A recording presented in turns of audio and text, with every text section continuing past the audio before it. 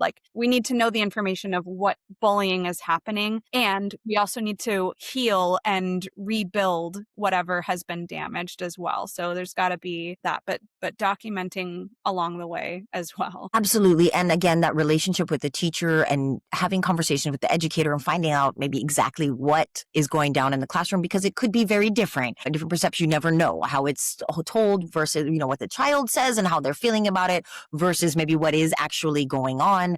And so that's where that, relationship again between home and school is very important, so that parents feel comfortable and can ask questions and can say, hey, what's going on here? And you're right. I think, building up that conversation, and, you do have to be careful, especially with children and questions, because questions can also be very leading, right? And so I think, again, educating parents and even healthcare professionals and educators on how to ask questions differently. It's like, tell me about your day. Tell me about one challenge you had today, and then tell me about a positive, and, try to different ways to kind of bring out and have your child kind of think about and sort of process and start to analyze and sort of evaluate, because they are capable from a young age, to, obviously you adjust it to be developmentally appropriate, but they are very capable to start, be thinking about that and in different ways. And you know what, you want to be careful as a parent, again, how, because you are their parent and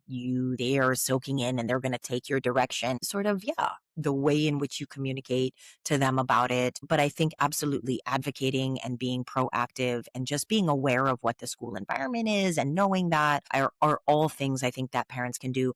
And I think a big one too, because sometimes we might even not think about it, that, this article made me think about, is that sibling relationship at home, right? And making sure you are kind of paying attention to what's going on there.